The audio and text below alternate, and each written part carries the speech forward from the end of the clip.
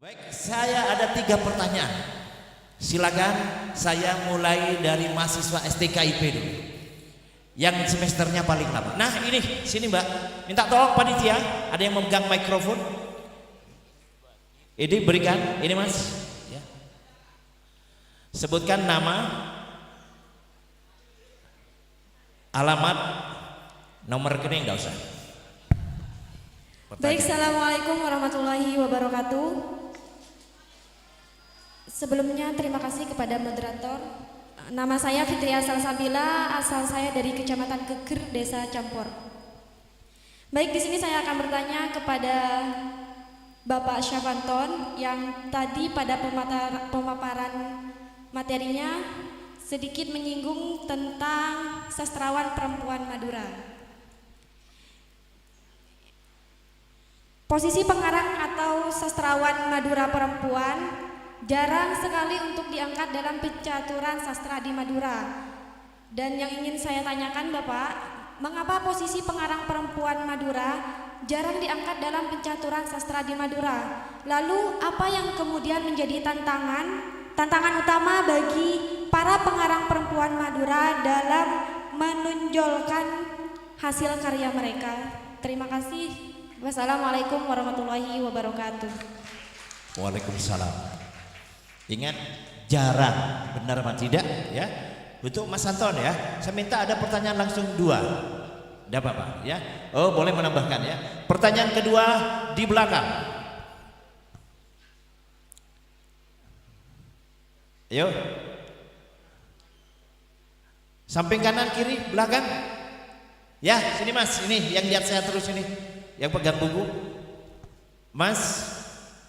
Ya.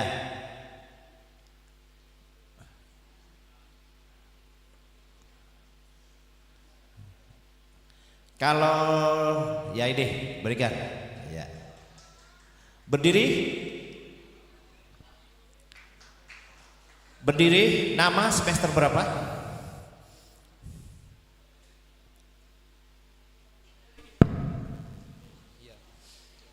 Ya baik, assalamualaikum warahmatullahi wabarakatuh.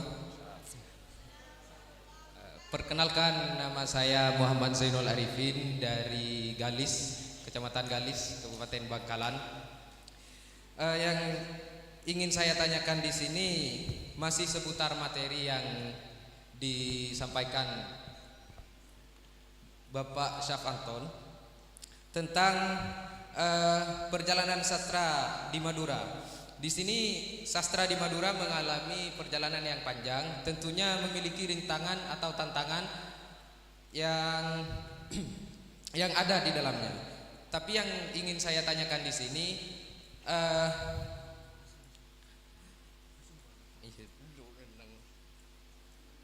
pertanyaan saya di sini mengenai tantangan di era modern ini. Tentunya akan berbeda dengan era yang masa lalu atau era dahulu. Kemudian tantangan yang Bapak lihat pada era modern ini apa seperti itu? Terima kasih. Wassalamualaikum warahmatullahi wabarakatuh. Terima kasih Mas Zainul Arifin. Yang ketiga terakhir. Silakan, nah belakang Putri.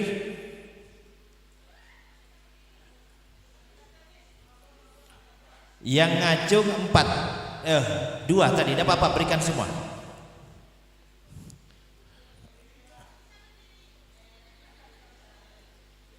Nama? Cek. Asik. Baik, di sini saya ingin bertanya sesuai dengan file yang Bapak Helmi kirimkan di grup. Bahwasanya di sini namun perlu dicatat, dalam era digital sekarang ini sastrawan Madura harus bersaing dengan berbagai konten digital yang menarik perhatian pembaca. Hal ini membuat karya sastra Madura seringkali kalah bersaing dalam menarik minat pembaca. Nah, pertanyaannya di sini, bagaimana seorang sastrawan Madura bisa bersaing dengan sastra di era? Kenapa Bapak? Di sebelah kananmu tadi ngacung tangan juga? Oh tidak. Ya. Mewakili tadi. Ya, baik. Ya, berikan yang terakhir di sana. Ini nanti yang menjawab berdua untuk saling menyempurnakan. Bagaimana pukul 10 harus stop. Lewat-lewat dikit nggak apa-apa. Saya ingin lampu tidak padam, ya. Sabar tresnaat ya, sebentar lagi. Ya, ya keras Mas. Oke. Bismillahirrahmanirrahim. Assalamualaikum warahmatullahi wabarakatuh. Waalaikumsalam. Mohon izin Bapak dan Saya juga izinkan. terima kasih atas waktu yang telah diberikan. Langsung ke poinnya. Nama. Kopi Pak. Ada sebuah problem yang tidak sinkron dalam era sekarang. Fakta yang ada di era sekarang itu bahwasanya Gen Z sering dikatakan bahwasanya pengen yang serba instan. Dan juga ada poin di dalam file tersebut itu kan Madura disebut ada sebuah kalimat bahwasanya sangat tinggi literasinya. Cuman ini berbicara sekarang, masa itu saya tidak tahu karena belum selesai membaca satu file yang dikirim oleh Pak Helmi barusan. Cuman yang tidak sinkron ini kan sebuah problem di mana kita wabil khusus saya pribadi dalam memahami konteks problem tersebut itu kan yang harus kita lakukan menyelesaikan dalam masalah tersebut. Gen Z secara fakta bahwasanya serba instan, dan ini korelasinya dengan pertanyaan barusan bahwasanya apa pertanyaannya kalau lupa ya?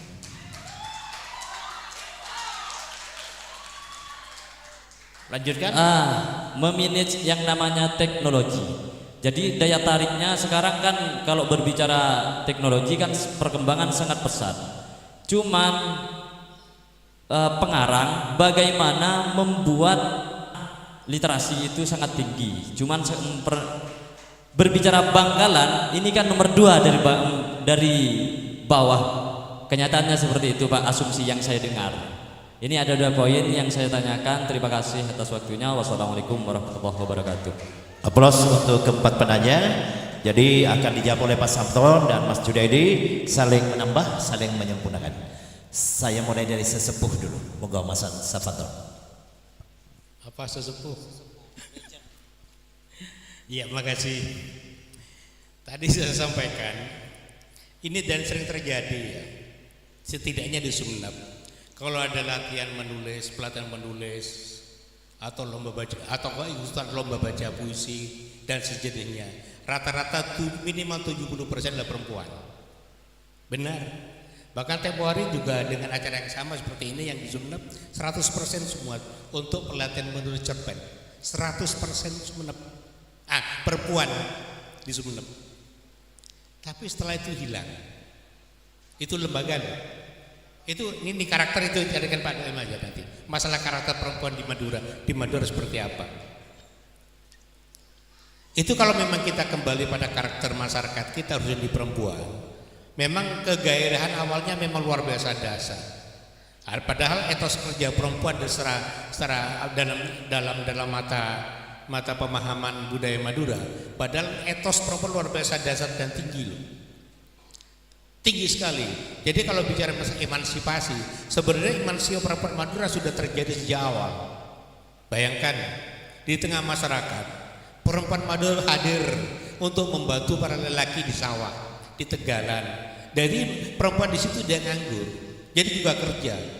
Sama-sama seperti itu. Tapi hal-hal kreativitas semacam ini, kenapa tidak sampai berlanjut? Kalau kita lihat beberapa fenomena atau perkembangan di Madura khususnya, memang terjadi saya katakan tadi tahun 2017 kalau tidak salah ya 2017 saya pernah memulai mengumpulkan para penyair se-Madura. Sangat sulit yang perempuan itu. Perempuan pasar memang sangat sulit sekali. Tapi setelah televisi menemukan cuma 10 penyair. Itu pun yang ada di luar daerah lagi. Ada di Jakarta, ada di Jogja dan sebagainya. Yang penting asal Madura, itu saja. Itu ada 10 penyair.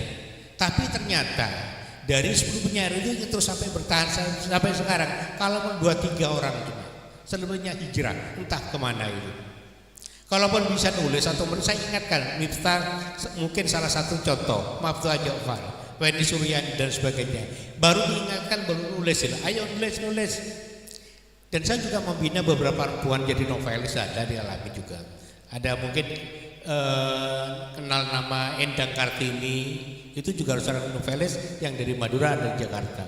Tapi saya ingatkan, ayo novelnya tulis, ayo coba tulis. Iya Pak, saya tulis Pak, baru nulis. Jadi alasan klasik perempuan apa? Masalah keluarga, masalah lingkungan. Padahal ada Mona Masari ya. Mona Masari dari Pamekasan, dia seorang penjahit perempuan, jadi novelis yang cukup dahsyat, karya-karyanya dan dikenal dan banyak yang diperhatikan di penghargaan dari Kompas. Itu penjahit loh. Mungkin besok akan jadi pembicara di sini.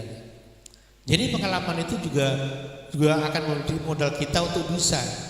Makanya saya katakan, nulis karya atau sastra itu tidak punya modal apa-apa kok. Modal cuma merenung, kontemplasi, kemudian ditumpahkan dalam tulisan, itu saja. Kadang-kadang berpon gini. Yang kedua juga harus disampaikan. Jadi sastra harus disampaikan. Makanya salah satu mungkin saya katakan diskusi. Kemudian ada ke media kan gampang. Mungkin karena memang kenapa perempuan tidak banyak bergerak, karena merasa enggan, karena merasa putus asa, karena malas, karena memang tidak punya tempat media yang akan disampaikan.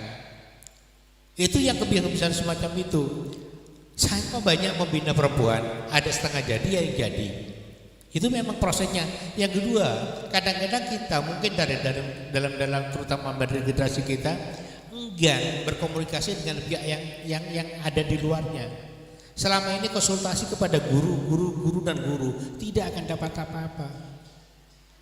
Belajar pada penulis itu akan menemukan sesuatu yang luar biasa. Kalau ingin belajar pada penulis apapun, karena penulis menguasai segala hal, apalagi bidang sastra. Jadi sastra, kalau kita ingin menulis puisi contoh misal, puisi bukan ansih urusan dengan sastra, tapi puisi juga ilmu pengetahuan yang lain, masalah lingkungan hidup, masalah ekonomi, masalah sosial, bahkan politik dan sebagainya, itu semua ada dalam puisi. Atau dengan kata lain, kalau kita puisi dikembangkan, presentasikan, kok bisa menjadi prosa. Dan sebaliknya, kalau prosa kita ciutkan, kedelkan, akan jadi puisi. Makanya itu perempuan, itu sudah saya catat di makalah ya, beberapa nama perempuan itu yang demikian rupa memang persoalan di situ. Tapi saya yakin ada, cuma kadang-kadang sembunyi. Saya tidak tampak di depan mata. Makanya tampakkan. Sekarang banyak media sosial kan. Kenapa tidak tumpahkan aja media sosial? Kenapa tidak ada sekarang? Mungkin ada banyak blog-blog atau mungkin website yang terbuka untuk mengasah karya-karya itu bikin kepada media. Itu bisa. Sebab pengalaman saya begini, ini pengalaman kepada teman yang lain juga. Saya ijazah aliyah. Ijazah saya terakhir aliyah. Saya tidak pernah kuliah. Tapi kalau sering mengisi di Brontigi sering. Sebagai dosen tamu dan sangat sering di Surabaya, di Surakarta, sering sekali. Begini teknik, saya nulis masih tingkat SMP, sanawiyah, saya sudah nulis. Tingkat aliyah tahun 75, tahun 76, saya nulis di media sudah. Tahun yang keluar aliyah di Surabaya tahun 77, 78, saya di redaksi harian. Kenapa? Memang betul. Saya nulis itu bukan sekedar nulis. Tiap hari harus melahirkan karya-karya. Minimal dulu memang sekarang pakai email ya, email. Sekarang dulu udah pakai amplop gitu. Bukti pembuatan akan terasa kalau memang ada honor, ada wesel datang. Oh dibuat di ini, oh dibuat. Jadi satu hari itu minimal saya mengirim 5 amplop ke media. Minimal tiap hari 5 amplop tulisan itu, bayangkan. Kalau tidak gitu nggak bisa produktif. Kita harus memaksakan untuk nulis, entah itu dibuat atau tidak penting. Yang penting sudah berkarya, disampaikan dan dibaca minimal oleh redaksi. Itu saja. Perempuan kesempatan luar biasa dahsyat kalau memang itu dilakukan gitu loh. Kenapa tidak? Toh dengan kita mengirim ke media tidak dikenal wajah. Kalau memang wajah tidak ingin ditampakkan di publik misalnya, apalagi ditampakkan akan terasa. Itulah ya, kita harus Saya katakan perempuan harus mengubah mindset lah, mindset tentang apa ya, keterbatasan informasi, keterbatasan komunikasi itu hancurkan. Jadi harus kita lawan gitu loh. Kita harus melawan, kalau tidak melawan kapan akan berkarya? Ya, terus kayak gitu. Jadi memang kalau tidak salah ada mungkin 15 penulis perempuan yang ada di Madura itu. Kurang lebih semacam itu. Kalau yang laki-laki, yang pria mungkin ratusan penulis atau pengarang atau sastrawan. Itu bahkan tahun 94 ketika saya meluncurkan buku di Dewan Kesenian Surabaya, tahun 94 sudah disebut-sebut bahwa Madura sebagai barometer sastra di Jawa Timur. Kemudian diperkuat lagi tahun 2016 dulu ketika meluncurkan Ketam Radang Rumah Ingatan. Itu sebagai kurator, saya sebagai kurator yang nulis, yang ngirim tulisan itu kalau tidak salah yang ngirim penyair yang ngirim ini untuk penyair muda yang ngirim karya berapa itu? Kalau tidak salah 160 penyair muda, 160 penyair muda masing-masing 10 Terima kasih puisi. Pak Amin, Bayangkan. Bu Supi, Tresnaat. Bayangkan semacam itu. Jadi yang diangkat dalam buku cuma 40 puisi. 40 penyair. Itu ya perempuan ke perempuan. Untuk zaman-zaman sekarang di digital sekarang memang kita harus bersaing. Saya pikir bukan masalah yaitu dua pengarangan, justru menguntungkan. Makanya kita kadang-kadang terjebak oleh pola semacam itu. Memang umat sangat berat loh. Di IT, di AI, ChatGPT luar biasa dahsyat. Nulis puisi nggak usah mikir. Ketik, buatlah puisi berjudul pahlawan, jadilah pahlawan di situ. Nggak usah jauh di Gemini pun di kebetulan saya terjun dalam dunia IT ini, saya memahami IT, sangat memahami. Saya punya blog, website namanya lontarmadura.com, itu website saya. Kalau ingin tahu tentang Madura, bacalah lontarmadura.com. Kalau ingin itu masalah sastra atau hal berkaitan literasi, bukanlah Rumah Literasi Sumeneb, Rumah Literasi ORG, itu punya saya itu yang menerima tulisan-tulisan siapapun untuk dibuat di situ. Jadi untuk gen sekarang ini seharusnya sudah mempertimbangkan. Kadang-kadang kita ada satu ketakutan di media, kekhawatiran. Jadi wacana genset jadi wacana kok genset kok nanggung sih mau kerja sih, mau karya. Padahal kenapa terjebak oleh pola-pola digital gitu loh. Kita buang itu digital itu. Kita juga bukan hanya tantangan, harus gak jadi teman gitu loh. Dulu kita untuk bisa menulis saja harus bawa kertas kecil, catat. Setiap hari kita bawa kertas catat, puisi dan sebagainya, nosopen pokok-pokok yang kita tulis dan sebagainya. Itu kalau dulu kita semacam itu. Sekarang apa masalahnya nulis? Ada handphone, nggak usah ketik. Ada audionya, kenapa tidak direkam? Pokok pikiran itu kemudian sampai di rumah disalin jadi tag gitu loh. Apalagi dipindah lagi tag langsung otomatis bisa. Kenapa tidak? Itulah persoalannya yang kita heran. Heran kan? Seharusnya digital itu sebagai teman, bukan sebagai lawan. Jangan ditakuti. Dan digital itu akan teknologi terus akan berkembang. Mungkin kalau kita ragu-ragu kan jadi takut, jadi malu, atau mungkin kita ragu-ragu untuk itu. Ya itu persoalannya yang dihadapi gen Z semacam itu. Hal-hal berkaitan dengan dunia kepengarangan. Kan alasan itu alasan yang tidak masuk akal untuk kita takuti gitu loh. Jadi saya pikir tantangan-tantangan digital itu bukan menjadi momok, bukan menjadi kita takut untuk menghadapinya. Harus kita lawan bahwa saya bisa melawan Anda, saya bisa melawan digital. Kenapa? Dengan cara-cara digital juga. Cara digital, bukan cara manual, bukan cara tag. Jadi semua dilakukan dengan cara digital. Ya, buat apa HP itu? Buat apa medsos itu? HP memanfaatkan loh. Istri saya itu di belakang, sekarang usia 60 lebih, barusan kasih buku. Itu sudah nulis sudah tahun-tahun 85 sudah jadi penulis. Nulis cerpen, novel, berita dan sebagainya. Barusan ini ada puisinya yang berjudul, ini punya istri saya, itu di belakang, orangnya nggak sepuh udah. Puisi yang terakhir ini, dia nulis itu pada laptop, pada HP-nya. Nulis cerpen itu sebuah cerpen kalau memang di radar Lili Rosi Darmawati atau Lili Subari, itu dia istri saya. Nulisnya pada HP bukan pada laptop loh. Ya memang memanfaatkan dengan bagus, dimanfaatkan. Jadi HP bukan sebagai musuh gitu loh. Jadi teman di situ. Sambil tiduran ketik-ketik dan sebagainya, jadilah karya. Dulu pernah murid waktu pentigraf. Pentigraf satu buku semua ditulis di HP. Semuanya dikirim di media itu, di koran radar itu semua di HP bukan laptop. Nah, itu kalau memang kita jadi teman itu loh. Ya, kita jangan takut. Kadang-kadang kok takut, siapa sih masalahnya? Jangan seperti itulah. Ayo kita masjid kita bongkar masjid semacam itu. Kita nggak bisa bertahan dengan masjid lama itu. Kita lawan. Kita harus melawan yang tidak benar gitu. Kita lawan musuh yang mungkin kita akan takut. Kita takut pada gelap. Tapi kalau kita terus pada ketakutan, gelap akan menghantui kita. Tapi kalau kita gelap lawan, kita masuki, gelap akan jadi terang. Ya, itu barangkali waktunya terlalu banyak. Makasih.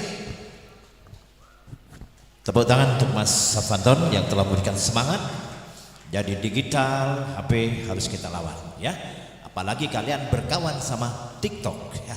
Monggo Mas Junaidi 5 menit. Kurang 4 menit. Terima kasih Mas Ribut. Ada 4 pertanyaan yang harus saya jawab. Insya Allah saya jawab dengan singkat dan dalam waktu tempo yang sesingkat-singkatnya.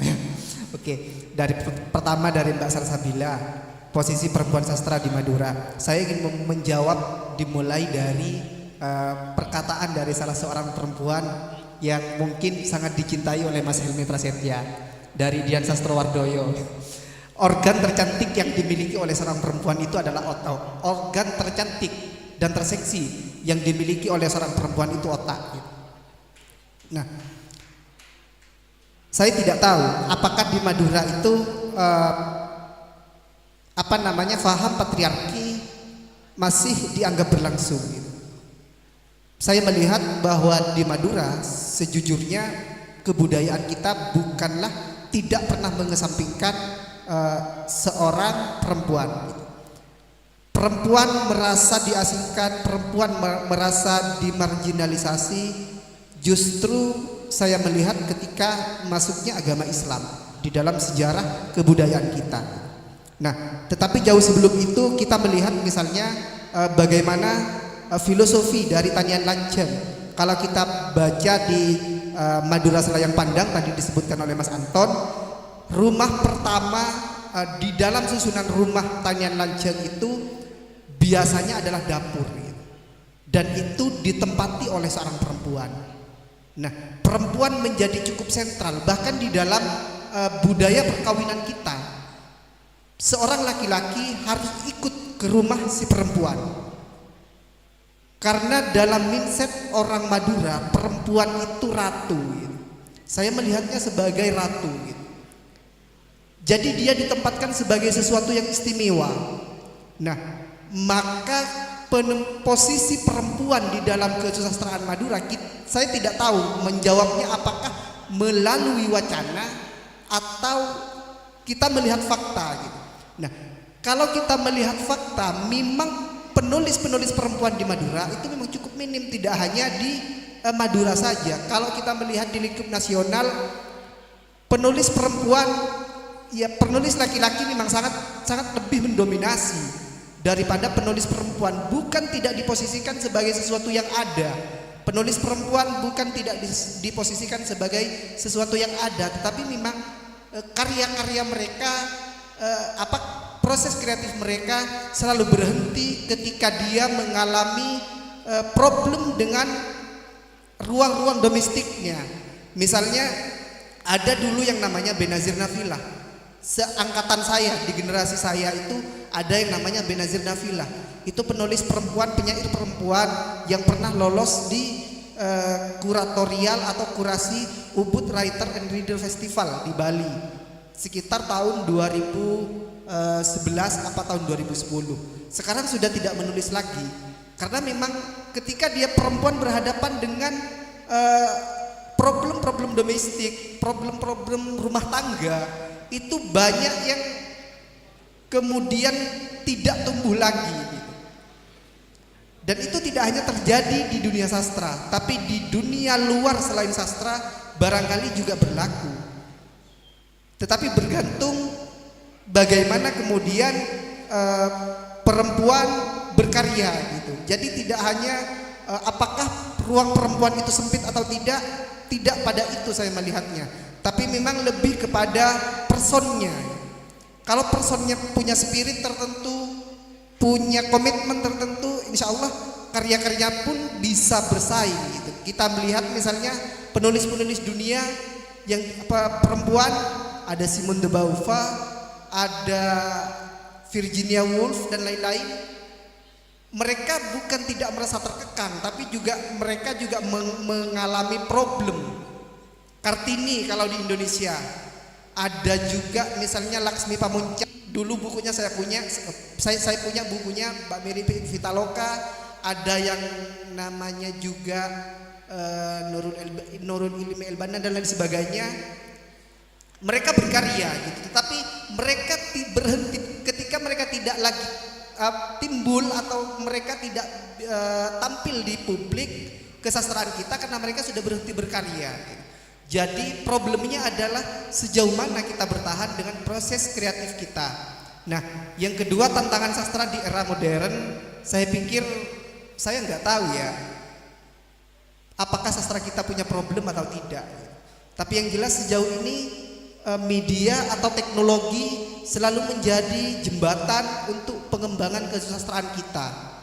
Saya melihatnya di situ. Dari yang semula misalnya kita menulis di buku biasa di kertas, kita beralih ke laptop, kita beralih ke tablet, kita beralih ke Android gitu. Dan saya pikir digital bukan menjadi tantangan tersendiri kalau bagi saya, tapi karena gini, dunia tulis menulis itu dimulai dari membaca. Nah, kalau kita berhenti membaca, maka berhenti pula kita berkarya. Saya melihatnya di situ. Jadi bukan soal tantangannya gitu, tapi sejauh mana kita membaca sebenarnya gitu. Karena literasi itu tidak hanya dilihat dari karya, tapi juga dilihat dari tingkat geliat membaca kita. Kalau di Sumeneb itu ada salah seorang yang dinobatkan sebagai Bunda Literasi. Saya nggak tahu karyanya ada atau tidak. Beberapa waktu lalu ada penobatan Bunda Literasi, istrinya Bupati dinobatkan sebagai Bunda Literasi. Saya nggak tahu karyanya, nggak pernah saya baca masalahnya. Nah makanya saya katakan tadi betapa pentingnya peta kesusastraan kita, karena di dalam peta kesusastraan itu kita juga akan tidak hanya melihat periodisasi karya kita, tapi juga kita akan melihat bagaimana politik sastra di dalamnya, bagaimana politik budaya di dalamnya. Hanya saja problemnya memang kita tidak punya mata kamera, mata akademik kita tidak mengarah ke sana, sehingga peta atau periodisasi sastra kita terabaikan. Nah, yang kedua, bagaimana karya kita bisa bersaing di era saat ini? Jawaban saya singkat saja, membaca. Tetap membaca. Nah, yang terakhir tentang teknologi agar karya kita tetap bagus. Tadi sudah disebut, tapi memang kalau ngomongin teknologi itu kita bisa melihat dari berbagai aspek. Kebetulan penelitian saya di kampus itu juga membicarakan tentang teknologi. Jadi saya nulis tentang selfie. Saya melihat selfie tidak hanya sebatas swafoto atau ingin menampilkan diri sendiri saja, tapi juga ada berbagai budaya yang ingin kita tampilkan. Misalnya kita berselfie di McD misalnya. Nah, dengan kita berselfie dengan teknologi itu, kita ingin menunjukkan bahwa kita berada di kelas atas gitu. Dengan mengkonsumsi McD, seolah-olah ekonomi kita sudah berada di atas kelas menengah atas. Nah, problemnya justru tidak hanya pada soal literasi kalau teknologi, tapi lebih kepada budaya. Karena kita sudah tidak bisa menjadi kaku dengan dunia yang begitu terbuka, kemudian kita menganggap bahwa teknologi sebagai suatu ancaman atau suatu masalah gitu. Bagi saya justru bagaimana teknologi itu mendukung, hanya saja memang kemalasan kita untuk membaca banyak hal itu menjadi problem. Kita berlama-lama memainkan gadget, kita berlama-lama berselancar di dunia internet. Berapa waktu yang kita habiskan daripada kita misalnya membuka buku. Saya sebenarnya ingin bertanya, tadi Mbak Salsabila itu menyebut tentang penulis perempuan. Saya minta misalnya disebutkan salah satu karya perempuan tentang sastra yang pernah dibaca. Karya siapa misalnya? Siapa? Perempuan. Belum pernah, kan itu menjadi problem. Kita tidak pernah mengasah kemampuan kita, keingintahuan kita. Padahal sastra itu intinya adalah berurusan dengan pengetahuan. Kita tidak menganggap karya sastra sebagai suatu karya belaka, karya yang berangkat dari ruang kosong. Sastra itu adalah suatu karya yang memiliki nilai pengetahuan, dan tugas sastra memang, makanya untuk disebut sebagai seorang sastrawan itu dia tidak hanya paham betul terhadap teknik menulis, teknik membaca dan lain sebagainya, tapi dia memang punya pemikiran tersendiri. Dulu disebut, kalau di dalam masa kerajaan disebut sebagai seorang pujangga. Kalau di dalam sastra Arab itu disebut penyair.